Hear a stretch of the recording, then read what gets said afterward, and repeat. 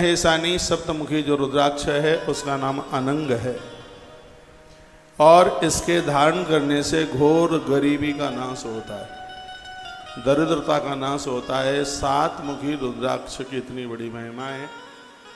इसको चांदी में मड़वा कर या तो अपनी पूजा में रखिए, लहसुन प्याज नहीं खाते हैं तो इसको कंठ में धारण कीजिए। यह व्यापार का वर्धक है, कारोबार को बढ़ाने वाला है, घोर गरीबी का नाश करने वाला है। ये शब्द स्वयं भगवान महादेव के हैं। 7 मुखी रुद्राक्ष का इतना बड़ा प्रभाव है। रुद्राक्ष एक बहुत बड़ा रुद्राक्ष का विज्ञान है। 8 मुखी रुद्राक्ष महामृत्युंजय मंत्र के जप का प्रभाव रखता है, पूर्ण आयु देने वाला है। रुद्राक्ष चक्षा अष्टवक्त्रश वसु मूर्तिश भैरवः धारणा तस् पूर्णायु अमृतो भवति शुभ। पूर्ण आयु देता है 8 मुखी रुद्राक्ष।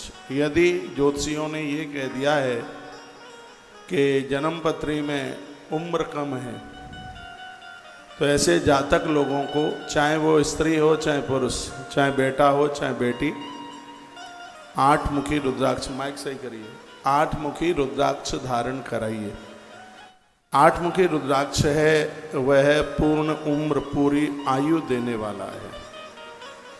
नववक्त्रस्य कपिलस्य मुनिस्मृतः भैरवो नववक्त्रस्य कपिलो मुनिस्मृतः दुर्गा वा तदष्ठात्री नवरूपा महेश्वरी तम धारयेत वामहस्ते रुद्राक्षं भक्त तत्परः सर्वेश्वरो भवे नूनम मम तुल्यो न संशय। भगवान शंकर 9 मुखी रुद्राक्ष की महिमा बताते हैं। कहते हैं कि इसकी आराध्या, इसकी देवी स्वयं माँ भगवती दुर्गा है।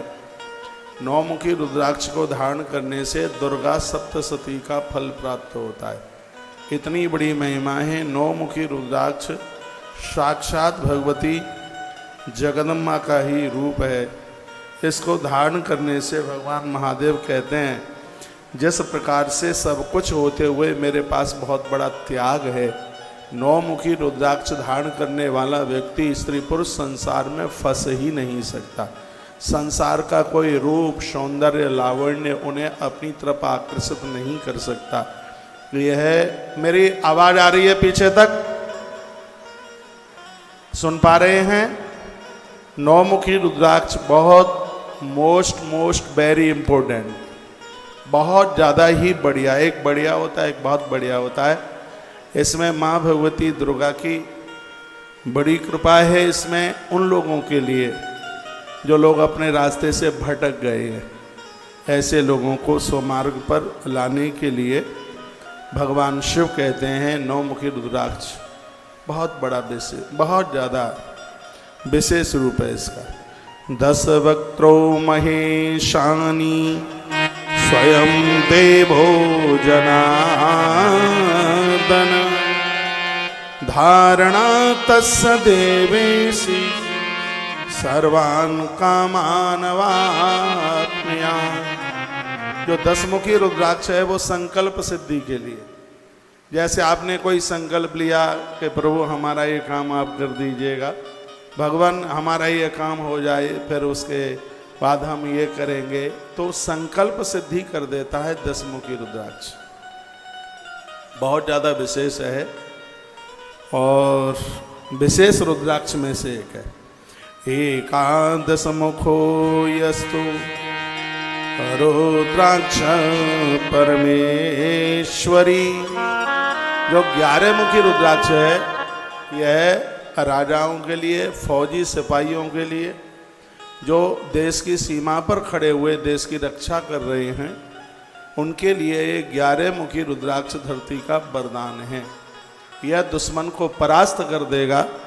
11 मुखी रुद्राक्ष धारण करने वाले के ऊपर दुश्मन का कभी भी प्रहार नहीं होगा। यह विशेषता है एकादश मुखी रुद्राक्ष की। एकादश मुखो, एकादश मुखो यस्तु रुद्राक्षः परमेश्वरी सरुद्रो धारणा तस्या सर्वत्र विजयी भवेत्। 11 मुखी रुद्राक्ष धारण करने वाला व्यक्ति जिस फील्ड में चला जाएगा वहाँ उसको विजय मिलेगी। ये उनके लिए है जहाँ जिनको ऐसा लगता है कि हमारे शत्रु ज़्यादा बढ़ गए हैं, तो ये समझ लेना कि 11 मुखी रुद्राक्ष ये दुश्मन को परास्त कर देगा, दुश्मन की एक नहीं चलेगी। एकादश मुखी जो रुद्राक्ष है उसकी यह इतनी बड़ी महिमा अपने आप में। द्वादशास्यम तो रुद्राक्षम धारयेत केस दे सके आदित्याशैव ते सर्वे द्वादशैव स्तास्तता। 12 मुखी जो रुद्राक्ष है वो सिर में, ना गले में पहना जाता, वो ना बाजुओं में, उसको माला बना करके आपने बहुत महात्माओं को देखा होगा, वो रुद्राक्ष की माला ऐसे यूं सिर के ऊपर लगा लेते हैं, चोटी में गूंथ लेते हैं। ये केस में ही इसको बांधा जाता है और इसके द्वारा बुद्धि का बहुत विकास होता है, क्योंकि बुद्धि के देवता भगवान सूर्यदेव हैं और 12 मुखी रुद्राक्ष के मालिक भी भगवान भास्कर हैं। तो यह बुद्धि को प्रखर करता है, नकारात्मक सोच को समाप्त करता है और इससे पूरी दुनिया में सम्मान बढ़ता है। मैंने तो रुद्राक्ष महात्म्य पर पूर्व में एक किताब लिखी है, अब टाइम मिलता नहीं है, द्वारा उसको छपवा नहीं पाई है।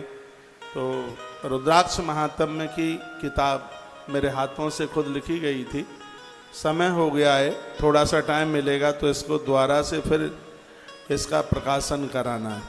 तो 12 मुखी रुद्राक्ष की आदित्याशैव ते सर्वे द्वादश एवं स्तास्ततः, दुश्मन भी आदर करता है, मान करता है।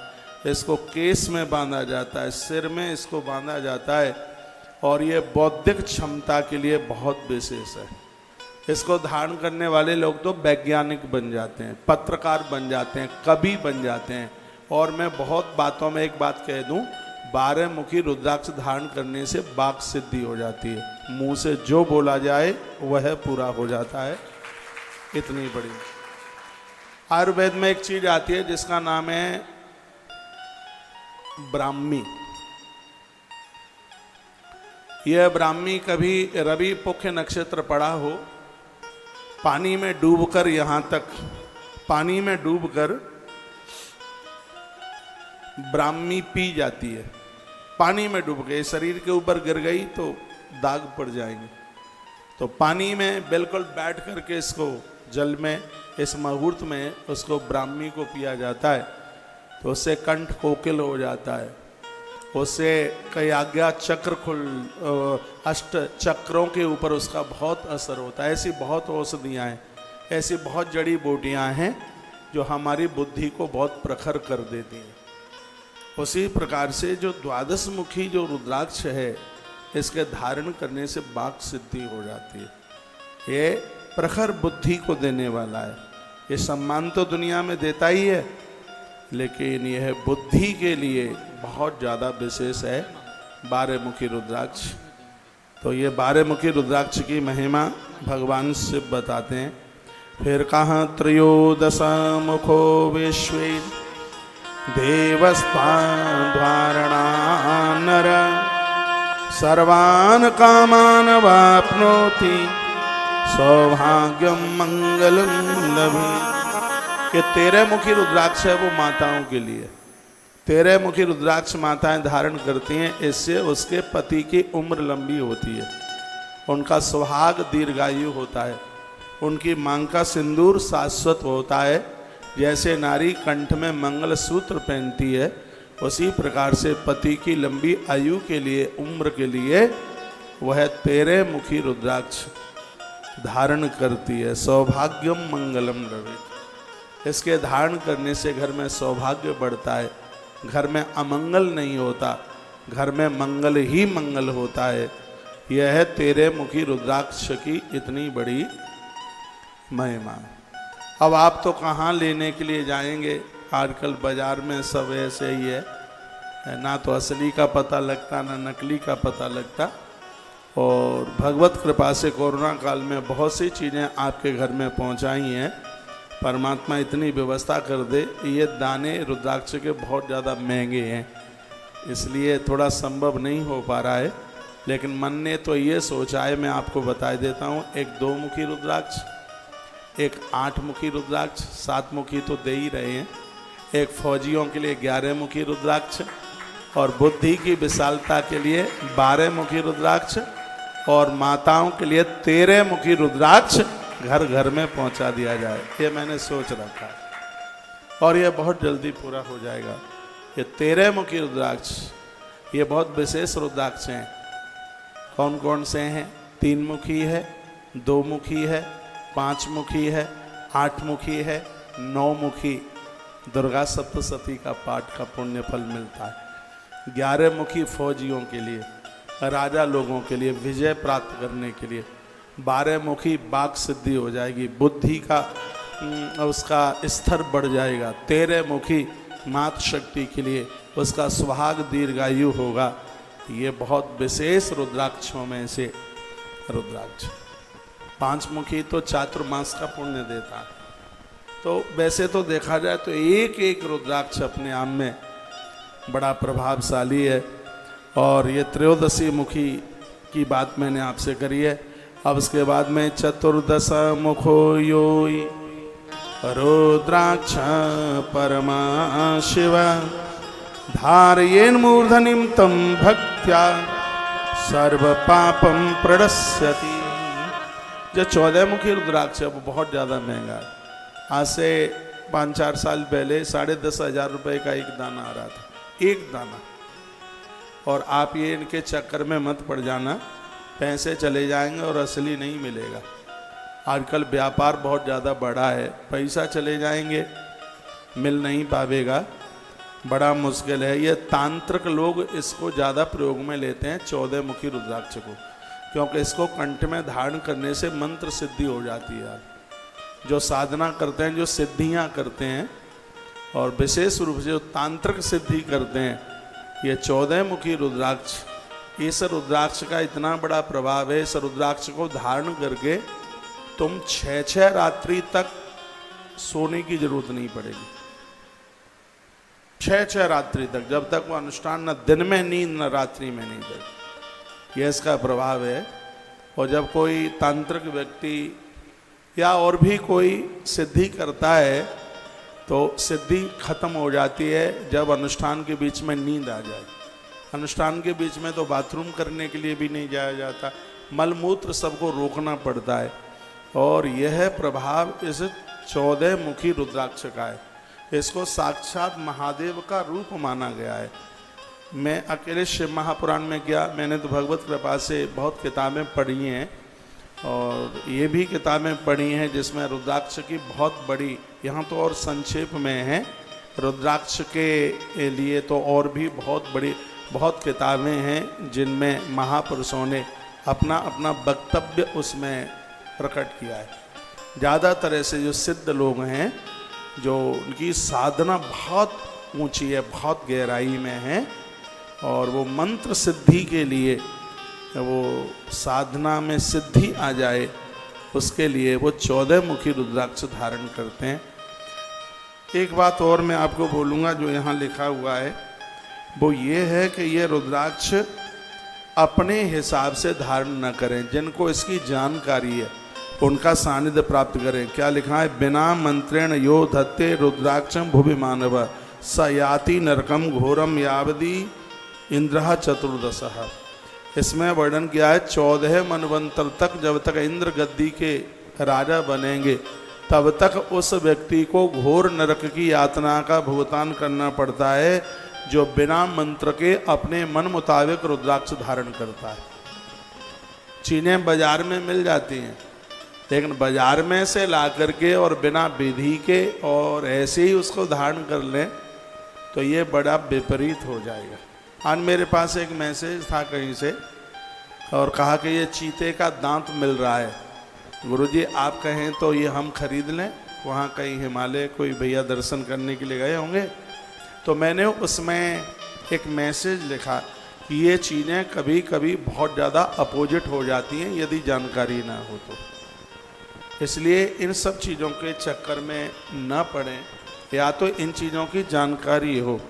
यदि इनकी जानकारी नहीं है तो ये बहुत जल्दी ही विपरीत हो जाती हैं। अब देखो इस श्लोक में लिखा है, मैं कहूँगा आपको तुलसी रुद्राक्ष जो धारण करना है अपने गुरुजनों से, मैं खोल भाई, अपने गुरुजनों के सानिध्य में पहुंचकर उन्हें पूछ करके समझ करके तब धारण। आज चौराहे चौराहे पर दुनिया भर के बाबा उन्हें प्रणाम कर दो सगरे रुद्राक्ष ही दे रहे हैं। बिल्कुल हाँ, जिसको भी मिलोगे वो रुद्राक्ष है। और ज़बरदस्ती से ऐसे रुद्राक्ष कोई आपको दे भी देता है तो यह नहीं है कि गले को घटमल्ला बना लें, जो है बस वही पहन लें, नहीं, बिल्कुल भी नहीं है। इसके मंत्र हैं धारण करने के लिए। अब इसमें वर्णन किया गया है, एक एक मंत्र का वर्णन किया गया है। इस रुद्राक्ष को धारण करने के लिए ये प्रभाव है। रुद्राक्ष मालिनम दृष्टा भूत प्रेत पिशाचक। यदि ठीक से रुद्राक्ष में लिया है उसके पास भूत प्रेत कभी जीवन में आ नहीं सकता। उसके ऊपर बाहरी जो अलाय वलाय है वो अटैक नहीं कर सकती। यह रुद्राक्ष का प्रभाव है। डाकनी साकनी चैवा ये चाण्य द्रोह कारका। और इसमें बड़ी सुंदर सी बात कही है, कृतम चैव यद किंचित अभिचारादिकम यत। जो रुद्राक्ष धारण किए हुए हैं आजकल ये लोग चौकी बौकी रख देते हैं, मूठ भेज देते हैं लोगों को मारने के लिए। तंत्र में ये सब होता है, नींबू काट देंगे, मिर्च फोड़ देंगे और पता नहीं क्या क्या ऊट पटांग करते हैं।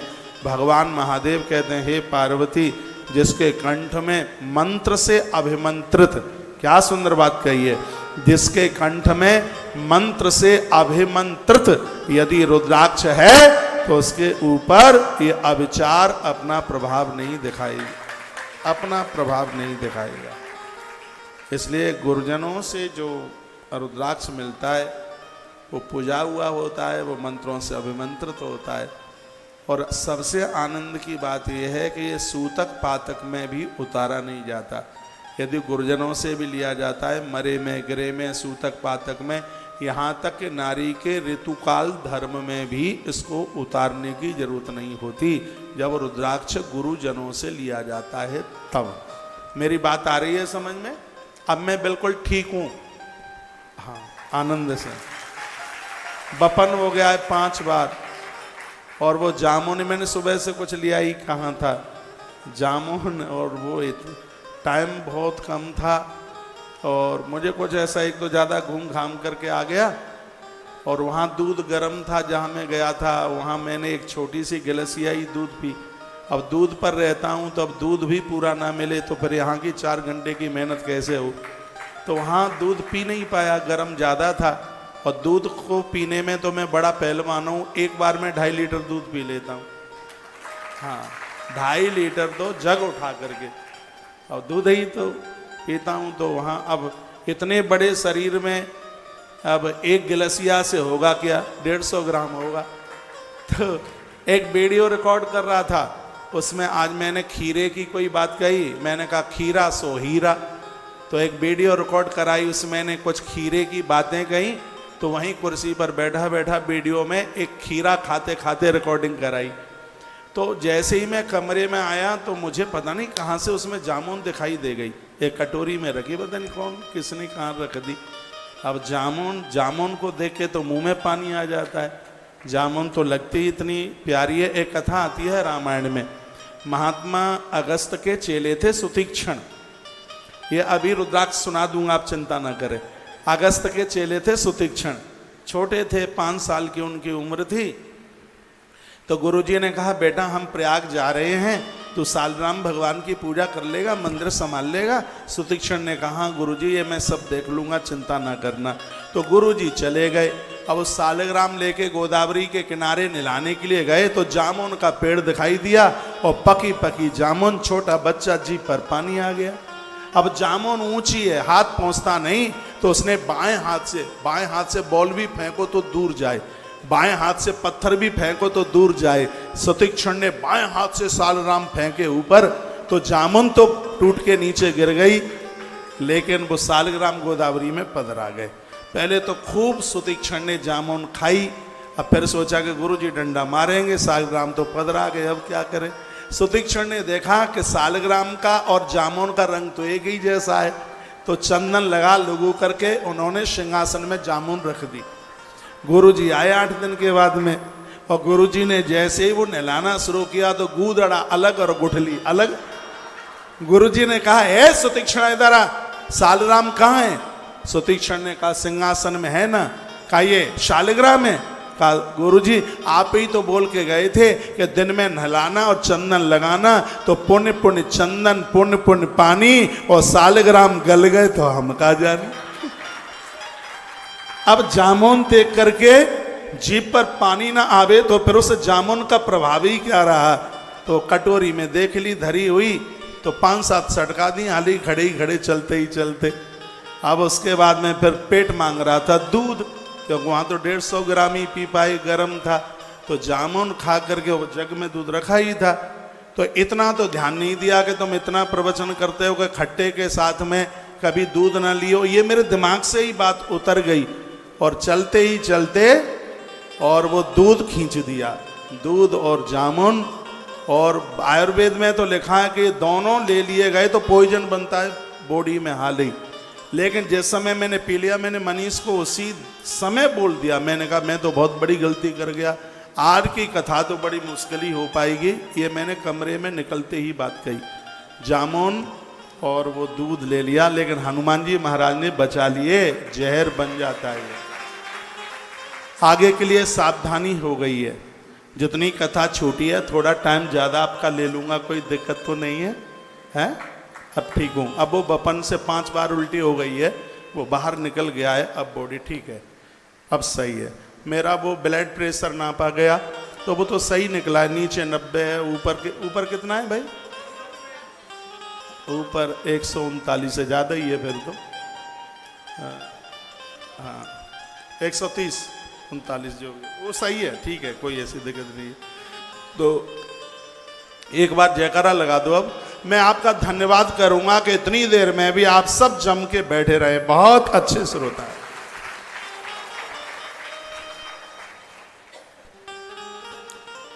बोलिए शंकर भगवान की जय हो।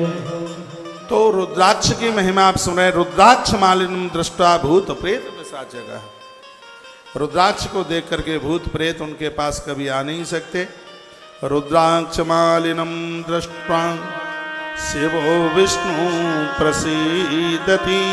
यहाँ जितने भी नारायण के भक्त बैठे हैं, श्याम बाबा के बैठे हैं, कन्हैया के बैठे हैं, गणेश जी के बैठे हैं, मैया जी के बैठे हैं, रामदेवरा बाबा के भगत बैठे हैं। इतना सुंदर मंदिर आज हमने देख लिया, आनंद हो गया है।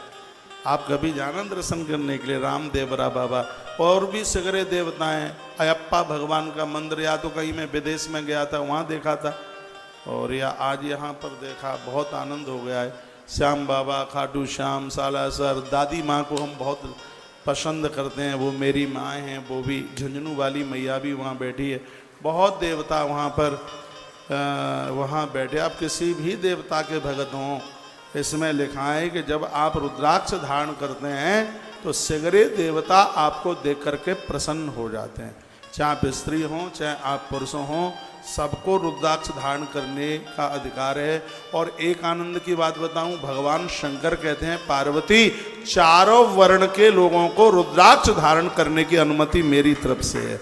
भगवान भोलेनाथ बोले, लिखा है, कहा गया है, रुद्राक्ष मालिनम दृष्ट्वा शिवो विष्णु प्रसीदति। शंकर तो प्रसन्न होते ही हैं, भगवान नारायण भी प्रसन्न हो जाते हैं। देवी गणपति सूर्य, दुर्गा प्रसन्न होती है, गजानंद प्रसन्न होते हैं, सूर्य देवता प्रसन्न होते हैं, सुराज शान्यपी। और हे पार्वती, जितने देवता हैं वो सगरे प्रसन्न हो जाते हैं जो रुद्राक्ष धारण किए हुए हैं। एवं ज्ञाता तो महात्म्यम रुद्राक्ष महेश्वरी सम्यक धार्या समंत्राश। भगवान भोलेनाथ कहते हैं महेश्वरी, इस प्रकार रुद्राक्ष के महात्म्य को जान करके कहा गया कि रुद्राक्ष धारण कर लिया, ये तो बहुत ज़्यादा बड़ी बात हो गई है। रुद्राक्ष का महात्म्य भी सुन लें तो धर्म भी वृद्धि है, धर्म में वृद्धि होती है, धर्म बढ़ता है, पूजा में मन लगता है। आपके पूजा के मंदिर में एक चांदी की कटोरी ले लो छोटी सी, और उसमें 5, 7, 25, 10, 15 जो भी जितना है एक से अनेक भी रुद्राक्ष आप, इनको रोज नहलाने की जरूरत नहीं है, इनको रोज चंदन भी लगाने की जरूरत नहीं है, इसको बस एक कटोरी में मंदिर में रख दीजिएगा, इसके दर्शन मात्र से कल्याण है। इतनी बड़ी महिमा इस रुद्राक्ष की है। और क्या लिखा है वो सुन लो। इसमें और भी वर्णन किया गया का बिना भस्म त्रपुंडेण विना रुद्राक्षमालया पूजितोपि महादेवो नाभीष्ट फलदायक। भगवान शिव के भक्त के लिए भाल पर भस्म, और साउथ में तो भस्म बहुत ज़्यादा चलती है, भस्म त्रपुंड रुद्राक्ष के बिना शिव की पूजा पूरी होती नहीं है। इसलिए कंठ में रुद्राक्ष धारण करके फिर भगवान शिव की पूजा कीजिए, देवताओं की पूजा कीजिए, भगवान प्रसन्न होते हैं। रुद्राक्ष भस्म नोर्भक्ता सर्मान कामान अपने याद। जो रुद्राक्ष धारण करते हैं, भस्म धारण करते हैं, उनकी सभी मनोकामना पूरी हो जाती हैं। यह सर्व सुखम, देखो रुद्राक्ष तुम पहनोगे, सुख तुम्हारी संतान को मिलेगा। रुद्राक्ष धारण तुम करोगे, व्यापार आपके बच्चों का बढ़ेगा। यह सर्व सुखम भुक्ता पुत्र पौत्रादि संयुतम, उनके घर में पुत्र और प्रपौत्रों की कमी नहीं आ सकती। जिनके घर में रुद्राक्ष की महिमा को समझा जाता है, रुद्राक्ष के महात्म्य को समझा जाता है, तो यह इतना बड़ा यह रुद्राक्ष का यह महात्म्य है।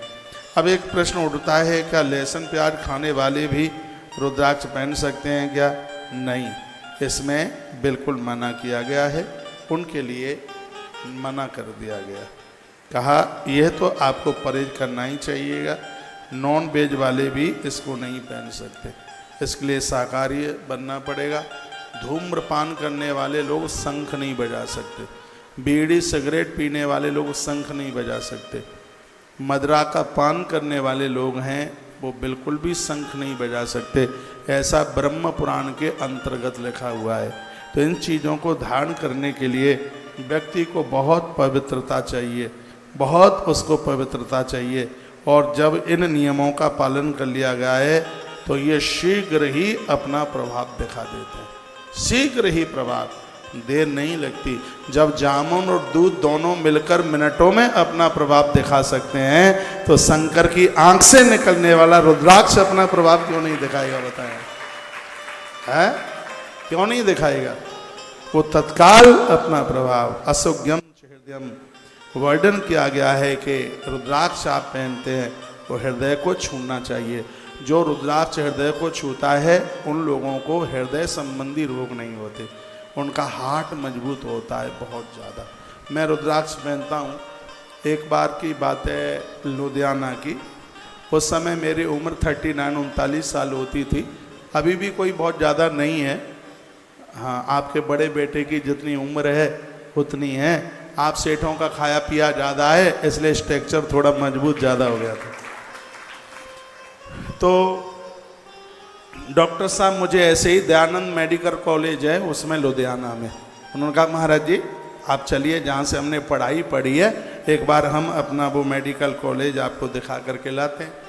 तो मैं चला गया वहाँ उसमें, और ये इतना बड़ा बना हुआ था। वो तो उनके एक मित्र थे, वो हार्ट के डॉक्टर थे, तो उनके कैंपस में हम चले गए, उनके कैबिन में। उन्होंने कहा महाराज जी थोड़ा मैं आपका हार्ट चेक कर लूँ। तो उन्होंने वो मशीनों में लिटा लुटू करके पता नहीं घंटों घंटों क्या होता रहा, हमें तो पता नहीं, कभी तो कराया नहीं है ऐसा। जब उन्होंने वो रिपोर्ट जब आई वो देखी, उन्होंने कहा थोड़ा आप अपना जीवन जीने का ढंग हमें बता पाएंगे? हमने कहा हुआ क्या ये बताओ। तो बोलते हैं कि 39 साल में तुम्हारा हार्ट 19 वर्ष जैसा है, 18-19 वर्ष जैसा है। फिर बातें चलती रही, मैं उनको बताता रहा। 3 से 4:30 बजे तक जगते हैं, कुछ ऐसा तो कुछ खाते नहीं हैं, चाय तक का परहेज है, और बहुत शरीर का बॉडी का ध्यान दिया जाता है। उन्होंने कहा ये तो और भी लोग कर लेते हैं, और भी कुछ होगा। तब मैंने अपना रुद्राक्ष निकाल करके दिखाया। मैंने कहा ये मेरा रुद्राक्ष 24 घंटे मेरे हृदय को छू करके रखता है। तो ये रुद्राक्ष हार्ट के लिए, हृदय के लिए एक वरदान है, बिना केमिकल का। सुनिए, बिना केमिकल, आजकल केमिकल लगा हुआ रुद्राक्ष ज़्यादा आता है। हम यहाँ से जो आपको 3 मुखी और 5 मुखी रुद्राक्ष दे रहे हैं वो विदाउट केमिकल, बिना केमिकल का है। ये ऐसा रुद्राक्ष पानी में रात को भिगा करके डाल दो और सुबह उसका पानी पियो। लोगों की बाईपास सर्जरियां रुक गई हैं। इतना बड़ा आयुर्वेद में प्रभाव इस रुद्राक्ष का, इससे कलेजा मजबूत होता है। रुद्राक्ष की बहुत बड़ी महिमा है अपने आप में, तो इसके प्रति पूरी श्रद्धा रखिएगा। जो आप एक आध दाना पहने हैं, गुरुजनों से लिया है, 24 घंटे पहन के रखिए। और आप रुद्राक्ष के 108 मनके की माला पहनते हैं, उसको रात्रि को उतारने की ज़रूरत है। मैं भी उतार के ही सोता हूँ। बाथरूम मलमूत्र के लिए जाते हैं तो उस समय उसको उतारने की ज़रूरत है। मैं दीक्षा में अपने भक्तों को एक बड़ा अद्भुत रुद्राक्ष देता हूँ और मैं उन्हें बोलता हूँ कि इस रुद्राक्ष को बिल्कुल भी उतारने की ज़रूरत नहीं है। ये तो समझ लो कि ये तो तुम्हारा लाइसेंस है। जब भी कभी तुम मुझे आके मिलोगे और मुझे कहोगे महाराज जी मैं आपका चेला हूँ, तो सबसे पहले यह कहूँगा यदि मेरे चेले हो तो पहले रुद्राक्ष दिखाओ जो मैंने दिया है। ये बोलता है। मेरा कोई कितना भी खासम खास हो, ये रुद्राक्ष जो मैं दीक्षा में देता हूँ वो सिर्फ दीक्षा वालों के लिए उपलब्ध होता है। मैं अपने गुरुदेव का रुद्राक्ष धारण किए हूँ। आज इस देश में हमारे लाखों परिवार ऐसे हैं जो रुद्राक्ष और तुलसी धारण करते हैं। हम वैष्णव लोगों की यही पहचान है। हमारे कंठ में रुद्राक्ष तुलसी यह होना ही चाहिए। ये कल्याण के ये दिव्य साधन है। ये एक बार जयकारा लगाइए, बोल भक्त वत्सल भगवान की, श्री हनुमंत बलवंत महाराज की जय जय श्री राम जय श्री राम श्री राम।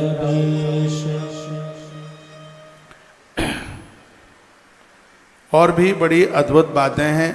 अब इसमें लिंगार्चन की बात कल मैं निवेदन कर रहा था। चारों वेदों में भगवान शंकर की पूजा की बात कही गई है। वेद का नाम द्विजानाम च पूजा वेदक मार्गद।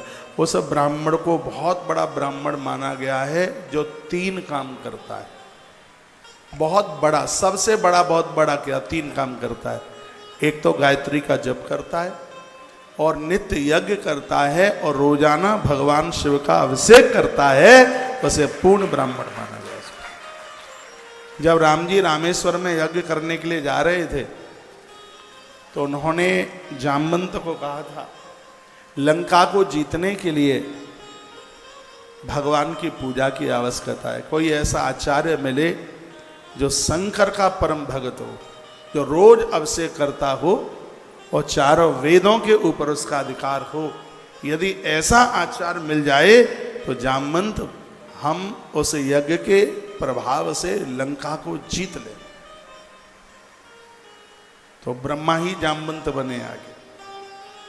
तो जामवंत जी ने कहा भगवान ऐसा विद्वान तो है लेकिन वो आपका यज्ञ कराने के लिए आवेगा नहीं। कहा कौन है? कह दिया पुलस्त का नाती है रावण। चारों वेद उसे कंठ हैं और महादेव का भगत है, लेकिन वो आपका दुश्मन है, वो यज्ञ कराने के लिए आवेगा नहीं। राम जी का जज्बा देखिए, उत्साह देखिए, विश्वास देखिए।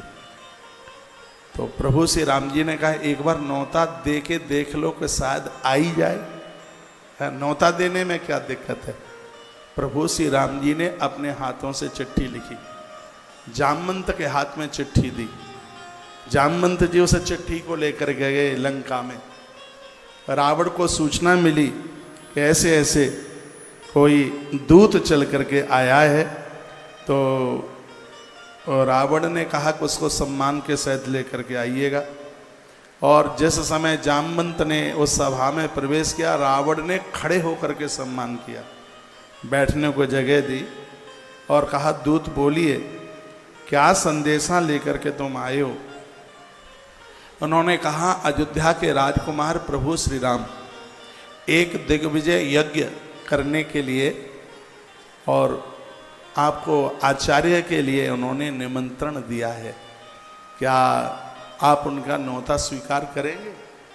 आधे मिनट के लिए रावण चुप रहा और तत्काल कहता है, यदि रघुवंशी ने यज्ञ के आचार्य पद के लिए मुझे निमंत्रण दिया है तो मैं उस न्योते को जरूर स्वीकार करूंगा, उनका यज्ञ भी कराऊंगा।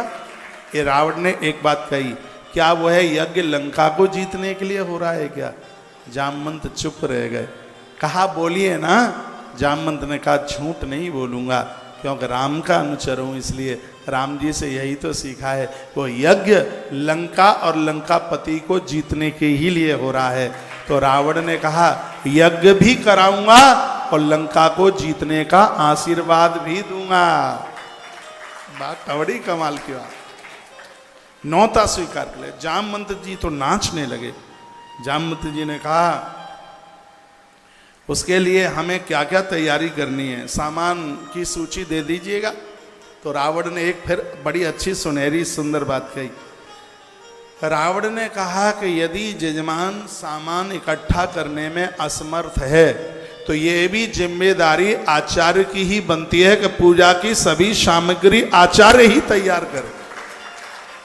हमारा तो यजमान वनवासी है, उसके पास तो सामान कहाँ से आवेगा, इसलिए मैं सामान खुद ही लेकर के यज्ञ का आऊँगा। तो फिर जामवंत जी ने कहा तो फिर हमारे भगवान को क्या करना है? कहा वो नहा धो करके तैयार हो जाएं, सुबह 5:15 बजे का मुहूर्त है, क्योंकि भोर में पूजा पाठ का प्रभाव ज़्यादा होता है। सुबह में मुहूर्त है, तैयार हो जाए।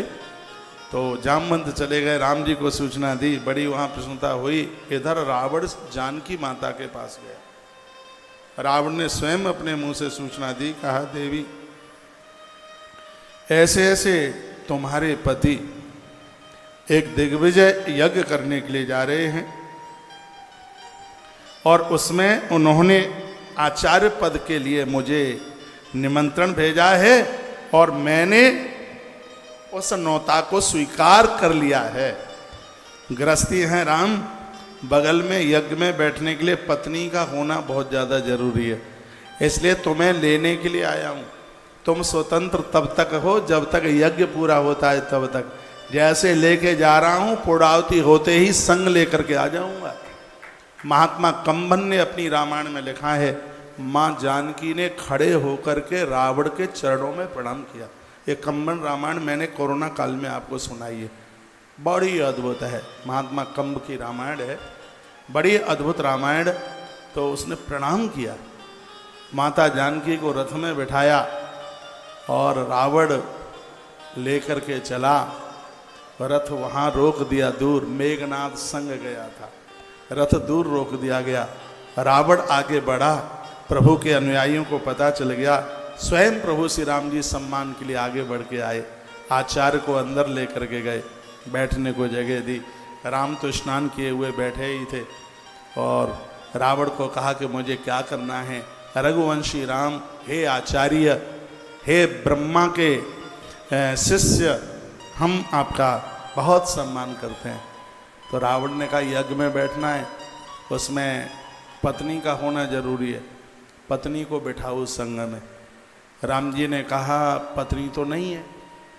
तो रावण ने कहा कि 3 कारणों में आदमी अकेला यज्ञ कर सकता है, या तो वो अविवाहित हो, उसका विवाह न हुआ हो तो अकेला बैठ के यज्ञ कर सकता है, या पत्नी की मृत्यु हो गई हो पत्नी की, तो यज्ञ अकेला व्यक्ति कर सकता है, या पत्नी अपनी राजी से पति को छोड़ के चली गई हो तो वो यज्ञ में बैठ सकता है। तो बताइए 3 में से कौन सा कारण है? तुम अविवाहित हो, या पत्नी गुजर गई है, या पत्नी तुम्हें छोड़ के चली गई है।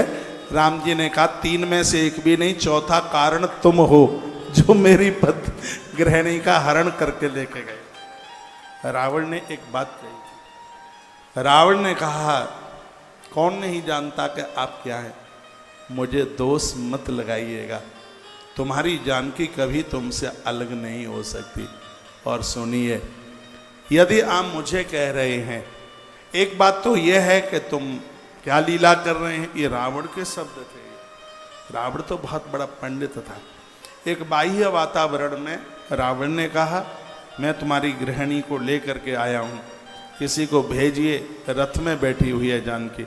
एक जगह कथा ऐसी होती है, ऐसे आती है, रावण तो बहुत बड़ा वेद पाठी था, उसने कहा मुझे दोष लगा रहे हो, तुमने जानकी अपनी पत्नी को अग्निदेव के हवाले कर दिया है। राम जी मुस्कुराए, उसी समय 3 बार तालियां, रावण ने अग्नि मंत्र बोला, अग्निदेव प्रकट हो गए, उन्होंने जानकी को ला करके खड़ा कर दिया। एक कथा ये भी आती, लेकिन यहां मैं कंभन की रामायण से आपको सुना रहा हूं। हनुमंत लाल जी गए, आगे बढ़े, माँ जानकी को लेकर के आए। माता जानकी यज्ञ में बैठी, और आनंद की बात यह थी, बहुत संक्षेप में सुना रहा हूं, यज्ञ पूरा हो गया। जब यज्ञ पूरा हो गया तब प्रभु श्री राम जी ने दक्षिणा देने के लिए कहा, दक्षिणा मांग लीजिए। रावण ने कहा आप वनवासी जीवन जी रहे हैं, दक्षिणा क्या है आपके पास, और यज्ञ दक्षिणा के बिना पूरा नहीं होता, तो मेरी दक्षिणा इतनी सी है, मुझे पता है आपके बाण से मेरी मृत्यु होगी। हे देव, यह पुलस्त का नाती पहले तो आपको आशीर्वाद देता है, मैं ब्राह्मण हूं, मैंने यज्ञ कराया है, आशीर्वाद देने का अधिकार है, तुम लंका के ऊपर विजय प्राप्त करोगे, ये मेरा आपके लिए आशीर्वाद। अब बात रही दक्षिणा की। रावण ने एक बात और यहां कही थी। रावण ने कहा था कि आप शिव के पुजारी हैं, आप शंकर के पुजारी हैं, और आप शिव की पूजा के बिना जल भी नहीं पीते। शिव का पुजारी तो मैं भी हूं, इसलिए मैंने लंबा जीवन जिया है, लेकिन हे राम, आप जैसा धार्मिक नहीं कोई हो सकता। मेरे अंदर गलतियां आई हैं, इसलिए मेरा धर्म मुझे छोड़ करके जा रहा है। ये रावण के शब्द थे। रावण ने कहा कि दक्षिणा में आप देना चाहते हो, तो बस मेरी मांग इतनी सी है, जिस समय मैं नीचे गिर पड़ूं उस समय एक बार मेरी आंखों के सामने आके मुझे दर्शन दे देना, बस यही।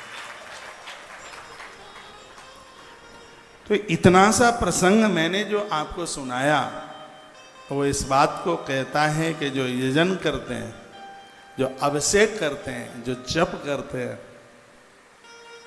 उनको बहुत शक्ति मिलती है। तो यहाँ वर्णन किया गया है, ऐसा ब्राह्मण जो याज्ञिक है, वैदिक है, जापक है, ऐसे ब्राह्मण मिलते कहाँ हैं आजकल, बहुत अभाव हो गया। कभी कभी तो लगता है कि ब्राह्मण महादेव और विष्णु की तरह कैलेंडर पर छपे न रह जाएं, यदि यही स्थिति रही। श्राद्धों में उसी ब्राह्मण को जमाने से पुरखे संतुष्ट होते हैं। गरुड़ पुराण में लिखा है, जो ब्राह्मण वैदिक कार्य करता है, जो दुकानदार है, सिपाही है, नौकरी करता है, वह श्राद्ध में जीवने का बिल्कुल अधिकारी नहीं है। श्राद्ध में वही ब्राह्मण जो वैदिक कार्य करता है, उसी को उसमें जीवने का अधिकार है, और उसी के ही द्वारा पुरखे संतुष्ट होते हैं। तो ये बड़ी अद्भुत बातों का जो वर्णन, जो विवेचन किया गया है, एक से एक बात बड़ी अद्भुत है। एक बार जयकारा लगाइए, बोल भक्त वत्सल भगवान की, श्री हनुमंत बलवंत महाराज की, परम कल्याणी गैया माता की जय जय श्री राधे श्री राधे श्री राधे श्याम।